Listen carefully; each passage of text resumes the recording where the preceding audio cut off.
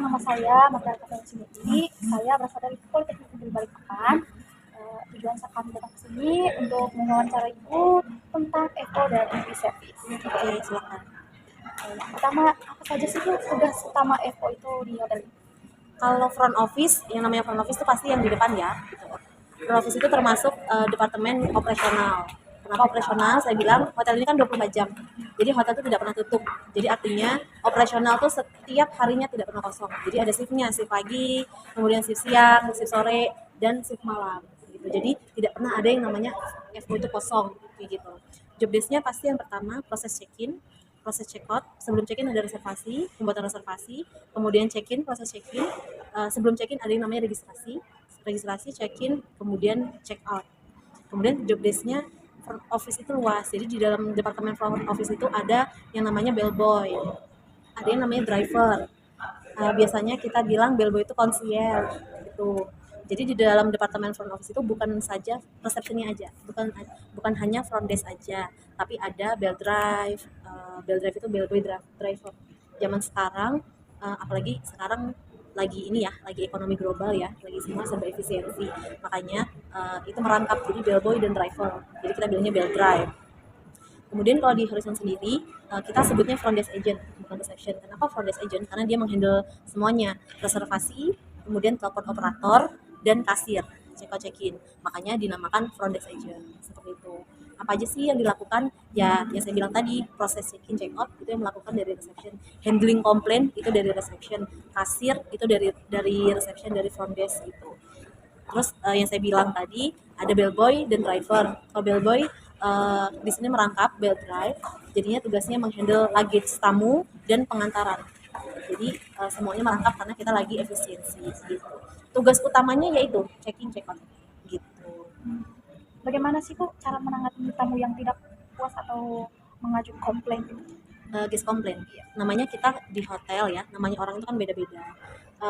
Kalau tamu tidak nyaman, muncullah guest complaint gitu. Guest complaint itu terjadi karena beberapa hal.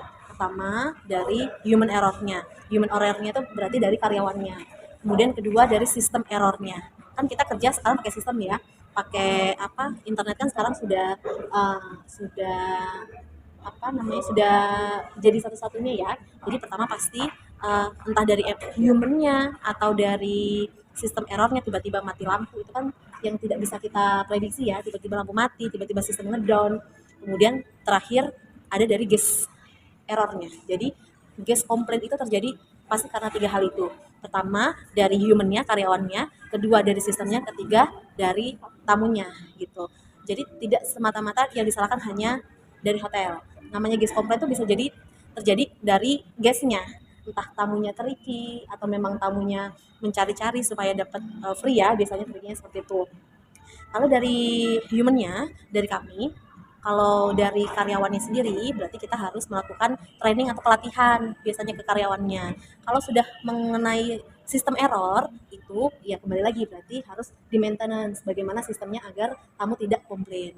Kalau tamu komplain itu harus dihadapi ya. Pertama pastinya kita mendengarkan. Namanya tamu kalau komplain tidak boleh disela, harus didengarkan ya. Kan mereka bayar ke kita ya kan. Kita melayani jasa. Kalau jasa kita dirasanya kurang, ya berarti kita dengarkan dulu apa yang kurang. Kesalahannya tuh di mana? Permasalahannya tuh apa? Kemudian kedua, setelah kita dengarkan, kita empati, kita merasakan apa yang tamu rasakan gitu. Jadi kalau orang komplain itu jangan cuek gitu. Jadi ya kita merasakan apa yang mereka rasakan gitu. Misalkan tamunya komplain AC-nya panas misalkan. Terus kalian jawabnya cuman ya memang panas Bu, biar aja. Kan nggak bisa ya karena mereka bayar. Jadi kita tuh seolah-olah oh baik Bu, mohon maaf sekali, pasti panas sekali ya di atas. Nah kita tuh merasakan apa yang kamu rasakan. Kemudian kalau kita bisa menghandle sendiri, misalkan contoh kita ambil contoh AC panas, artinya kita harus pindahkan ya tamunya. Itu kita bisa menghandle sendiri, tapi kalau sudah tamunya nggak mau, terus tiba-tiba minta uangnya kembali, nah itu sebaiknya kita berkoordinasi dengan manajer kita ke atas. Kalau di FO ada FOM, Front Office Manager. Nah kita berkoordinasi dengan FOM-nya, bagaimana ini, apakah bisa uang kembali gitu. Kalau di hotel kan haram hukumnya uang kembali sebenarnya. Jadi sebagaimana kita bisa menteri tamu supaya dia tetap stay dan kembali lagi ke kita gitu. Jadi memang yang saya bilang tadi beberapa faktor guest complaint ada 3. yang human, system, dan guest error. Bagaimana sih Bu cara memastikan komunikasi yang efektif antara FO dan departemen lain gitu di hotel? Nah, komunikasi yang penting ya. Kan kalau dalam hubungan aja komunikasi penting, apalagi kita kerja ya. Kan kita kan kerja ini sama-sama tempat cari nasi ya. Jadi kalau namanya komunikasi itu penting.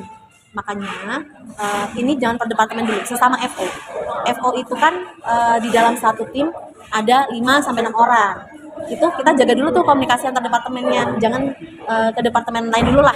Biasanya komunikasinya itu via logbook. Jadi setiap shift kita bekerja, itu kita tulis di logbook. Hari ini kalau bisa nulis logbook itu kayak curhat. Hari ini aku lagi handle tamu ya, kamar sekian, tamunya komplain, tolong di follow up kayak gitu-gitu. Jadi komunikasi itu tidak putus. Kalau antar departemen lain itu komunikasi itu sekarang canggih ya, bisa melalui handphone. Kita koordinasi bisa melalui handphone atau HT. Jadi untuk sistem reservasi itu apa aja sih yang digunakan di hotel ini? Ya, reservasi online gitu, kayak aplikasi apa gitu? Atau Sistem reservasi. Kalau kita reservasi itu ada segmennya, ada source-nya. Biasanya kan kalau sekarang pasti teman-teman di sini tahu yang namanya Traveloka, Tiket.com, Pegi-Pegi, apa Agoda. Nah, itu namanya online travel agent. Jadi sekarang semuanya luas. Reservasi itu by OTA online yang saya sebutkan tadi, Traveloka dan lain-lain. Kemudian ada yang namanya walk-in guest. Walk-in guest itu yang langsung datang. Kemudian reservasi FIT, individual itu biasanya by phone atau biasanya melalui sales kami. Gitu. Sebelumnya kan tadi belum kenalan ya Bu. Nama saya Sija Alia, biasanya dipanggil Sija. Kalau ini Hilda, kalau ini Feren, dan itu Angel. Oke, baik. Jadi saya mau bertanya tentang F&B. Oke. Apa sih Bu, kalau boleh tahu apa sih F&B itu? F&B, food and beverage ya, makanan dan minuman. F&B itu terbagi dua departemen. Satunya food and beverage service, satunya food and beverage product. Gitu. Kalau produk ya bagian pengelolaan, bagian masaknya, bagian masak bahan mentah bisa jadi makanan itu di produk. Kemudian di F&B service itu bagian serve, pada saat makanan sudah jadi. Kalau makanan sudah jadi, bagaimana cara melayani tamu dengan baik, sequence of service-nya bagaimana. Gitu. Jadi kalau mengenai makanan dan minuman, yaitu ada di departemen food and beverage. Tapi food and beverage itu terbagi 2 departemen terpisah. Jadi 2 kepala. Gitu. Kalau food and beverage product itu kepalanya executive chef. Kalau food and beverage service itu headnya itu food and beverage manager FBM. Jadi terpisah. Terus bagaimana Bu kalau misalnya ada keluhan kamu tentang makanan atau minuman kalau misalnya kurang memuaskan? Sejauh ini kalau untuk tamu a la carte itu belum pernah ada komplain ya selama saya setahun di sini ya kalau untuk makanan. Tapi biasanya komplain itu terjadi kalau pada saat acara misalkan ada meeting nih. Meeting itu makan skala besar. Jadi biasanya kami menyiapkan buffet. Yang saya bilang tadi kan kalau meeting itu kan pasti banyak orang ya. Iya. Ada yang cocok dan tidak untuk masakannya. Kembali lagi, sedangkan kami harus menyesuaikan dari budget meetingnya tersebut. Jadi hotel akan menyiapkan makanan jika ada pemesanan. Kan kami sebelumnya itu memberikan pilihan-pilihan menu apa aja gitu kan, pilihannya yang mana. Nah, mungkin itu tidak cocok atau yang saya bilang tadi, atau biasanya ada yang namanya human error. Namanya masakan ya. Kan namanya masakan kalau di hotel itu punya resep sendiri. Jadi yang masak beda-beda orang tapi satu rasa. Iya. Itu standarnya. Tapi kan tidak menutup kemungkinan ada yang namanya human error ya. Rasaku kurang asin ya, Iya. tapi ternyata orang lain merasakan asin. Jadi yang namanya resep itu harus diikuti walaupun mungkin caranya lebih lama daripada cara kita yang masak, misalkan kayak gitu.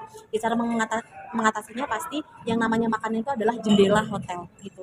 Pertama kali orang yang dilihat kalau di hotel itu sekarang bukan kamarnya tapi makanannya enak nggak sih kayak gitu kan. Ya kalau misalkan ada komplain itu sedikit fatal ya sebenarnya. Karena namanya makanan yang saya bilang tadi itu jendela hotel, bukanya hotel gitu kan bahasanya. Nah, kalau untuk meeting room biasanya kan kalau meeting itu kan pasti ada PIC yang mengatur ya. Biasanya kami apologize ke PIC-nya biasanya. Kemudian nanti untuk next event-nya kita adakan yang namanya test food. Jadi supaya makanannya ini dikunci. Rasanya kayak gini loh ya, nanti pada saat event sama. Terus kalau misalnya terkait tentang kebersihan dan keamanan di area F&B gimana Bu caranya? Kebersihan, hygiene sanitasi ya, Iya. itu lebih ke hygiene. Jadi kalau di food and beverage kita menerapkan sistem HACCP. Jadi itu langkah-langkahnya bagaimana pembersihan misalkan alat-alat, bagaimana pembersihan diri sendiri, bagaimana virus itu tersebar. Nah, itu semuanya panduannya sudah di HACCP gitu. Berarti kalau di area untuk di area dapurnya pun tentang keamanan dan kebersihan juga ya. Ya, jadi ada general cleaning, ada yang kita namanya general cleaning. Jadi tim kitchen itu setelah sesif langsung pembersihan. Kan kalau di kitchen itu licin ya, gitu namanya. Dimanapun di hotel manapun namanya kitchen itu tempatnya basah, tempatnya panas gitu. Jadi pasti kita ada pembersihan. Jadi setelah sesif itu kita pembersihan. Apa sih Bu yang menarik nih di bidang food and beverage? Apalagi kan kita ini tata boga. Apa sih Bu yang menarik gitu? Ini pertanyaan bagus ya. Kenapa saya bilang bagus? Karena namanya boga, namanya chef. Zaman sekarang itu kan yang saya bilang tadi, banyaknya efisiensi. Terus ekonomi global nih kayak gini ya. Kenapa saya bilang bagus? Teman-teman di sini pernah dengar nggak sekarang kalau check-in hotel sekarang online? Iya. Ya kan? Benar. Terus sekarang membersihkan kamar itu pakai robot. Oh iya. Ya kan? Banyak Pernah dengar kan di pernah Jepang dengar. udah ngelakuin kan gitu. Tapi yang namanya makanan itu tidak bisa digantikan oleh robot menurut saya. Makanya saya bilang tata boga itu adalah jurusan yang bagus. Masakan ya harus diolah dengan tangan manusia, nggak bisa pakai robot ya. Makanya saya bilang tata boga itu jurusan yang bagus ya karena itu. Karena selain dia jangan jauh-jauh lah, nggak usah kerja di hotel, kamu bisa buka lapangan pekerjaan baru ya. Mau hotel sekarang pakai robot namanya masakan itu nggak akan bisa tergantikan, harus pakai tangan manusia, nggak bisa pakai tangan robot ya. Rasa itu nggak bisa kalau pakai robot itu nggak bisa gitu. Jadi itu yang menarik dari food and beverage yang sampai sekarang saya selalu bilang ke teman-teman kalau di tata boga kalian memilih jurusan yang benar tapi harus komitmen. Kenapa komitmen? Karena di kitchen itu capek, di kitchen tuh panas, di kitchen itu deket banget sama yang namanya kecelakaan kerja, itu deket banget. Makanya saya bilang, tapi kalau kita ngomongin enaknya, ya kalian nggak akan tergantikan, kalian nggak bisa tergantikan sama robot, karena masakan yang paling enak diolahnya pakai tangan. Oke, baik Bu, kita cuma sedikit aja untuk bertanya karena kurang lebih kita juga ada dijelaskan ya. Tapi ini lebih rinci lagi dijelaskan. Makasih banyak Bu atas pengetahuan barunya. Sekian dari kami. Mohon maaf jika ada kesalahan dari